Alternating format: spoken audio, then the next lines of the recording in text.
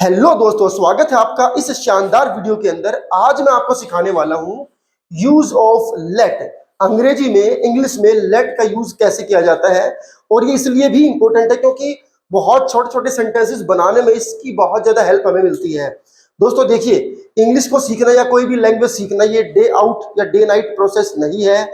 ये एक long term process है। हर रोज थोड़ा थोड़ा करके हमें सीखना होता है, तभी जाकर के वो एक्यूरेसी, वो फ्लुएंसी आ पाती है। कोई भी व्यक्ति 2 4 5 7 10 दिन में एक सब कुछ नहीं सीख सकता। इंग्लिश तो छोड़िए, आप अपनी खुद की लैंग्वेज भी अगर आपको सीखनी है, फ्लुएंटली बोलना अगर उसको सीखना है, उसमें भी आपको समय लगता है, सालों साल लगते हैं। और ये तो लैंग्वेज खैर दूसरे देश की है। तो आज की इस वीडियो के अंदर हम सीखने वाले हैं यूज ऑफ लेट। सबसे पहले मैं आपको बता दूं, एक गजब का ऑफर दे रहा हूं। अगर आपको हर रोज थोड़ी थोड़ी करके इंग्लिश सीखनी है तो हमारे व्हाट्सएप चैनल को लर्न इंग्लिश विद मी को ज्वाइन कर लीजिए, फॉलो कर लीजिए। तो वहां पर हर रोज आपको मिलेंगे डेली यूज में आने वाले बहुत सारे सेंटेंसेस, जिनको आप हर रोज बोले, सीखिए अपने साथियों के साथ, अपने घर पर, स्कूल में, कॉलेज में, जिससे कि आपकी फ्लुएंसी आएगी, एक्यूरेसी आएगी और डे बाय डे आपके अंदर इंप्रूवमेंट होता चला जाएगा।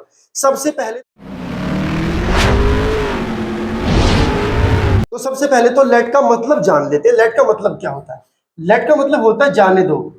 ये तो इसका नॉर्मल सा मीनिंग है, जाने दो। लेट का एक और मतलब होता है आज्ञा देना, परमिशन देना। ठीक है, तो लेकिन जब आप सेंटेंसेस में इसको यूज करोगे, अपनी इंग्लिश बोलने में यूज करोगे, तो इसका यूज थोड़ा सा डिफरेंट होता है, थोड़ा सा अलग होता है। कैसे होता है चलिए जानते हैं।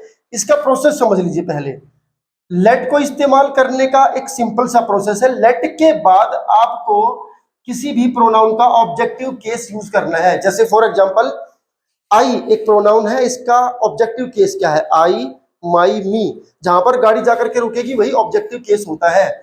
और उसके बाद आप सिंपली अपनी वर्ब, उसकी फर्स्ट फॉर्म यूज करेंगे तो आपका लेट वाला सेंटेंस बन जाएगा। ये आपने ना बहुत बार सुना होगा।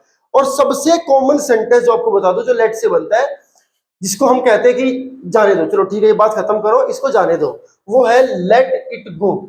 किसी भी बात को जाने दो ऐसा कहने के लिए उसकी अंग्रेजी होती है दोस्तों लेट इट गो। अब बहुत सारे डेली यूज में सेंटेंसेस है जो आपको हर रोज बोलने पड़ते हैं। फॉर एग्जांपल, मुझे जाने दो तो लेट मी गो। ये सिंपल सा प्रोसेस है। लेट, उसके बाद किसी भी प्रोनाउन का ऑब्जेक्टिव केस और उसके बाद वर्ब। तो उसका मतलब बन जाएगा इसे ये करने दो। इसे का मतलब जो भी आपने यहां लिखा है।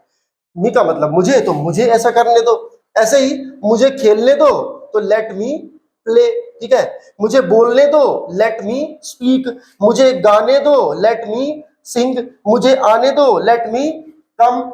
मुझे कोशिश करने दो, लेट अस, हमें कोशिश करने दो, let us try. For example, कोई काम कर रहा है और उससे काम बन नहीं रहा है और आप पहुंचे वहां पर पहलवान बन करके, आपने कहना है कि तुम सब छोड़ो, मुझे ऐसा करने दो, तो मुझे, हमें कोशिश करने दो। तो आप हो और आपके साथ आपकी पूरी गैंग है और आप कहना चाह रहे हो कि भाई चलो हटो आगे से, मैं और मेरे जो पार्टनर है वो लोग देखते हैं, तो हमें ये कोशिश करने दो, तो लेट अस ट्राई। हमें बैठने दो, बस में चढ़े हो, सीट आपको कहीं पे दिखाई दी, एक आदमी सीट को फैल करके, उसके ऊपर फैल करके बैठा हुआ है, आप 3 4 जन हो, आप कह रहे हो भाई आप साइड में हो जाओ, हमें भी बैठने दो, तो let us seat, sorry sit. Seat तो फिर सीट ही हो जाएगी। ठीक है, हमें नाचने दो डीजे पर। 4 5 लोग डीजे को घेर के खड़े हुए हैं, आपको मौका ही नहीं मिल रहा और आप कह रहे हो हटो हटो, हमें भी नाचना, हमें नाचने दो, तो लेट अस डांस। कोई आपका दोस्त है, आप कहना चाह रहे हो उसको तो पढ़ने दो, चलो हम खेलने चलते हैं, तो उसको पढ़ने दो, लेट हिम स्टडी। कोई आपकी क्लासमेट है, वो कुछ याद कर रही है, आप कहना चाह रहे हो कि चल ठीक है इसको याद करने दो, ये पेपर में चीटिंग कराएगी है ना, तो इसको याद करने दो, लेट हर लर्न। हमें सोचने दो, लेट अस थिंक। और सबसे लास्ट में चलो अंग्रेजी सीखते हैं, लेट्स लर्न इंग्लिश। तो 2 मीनिंग होते हैं लेट के।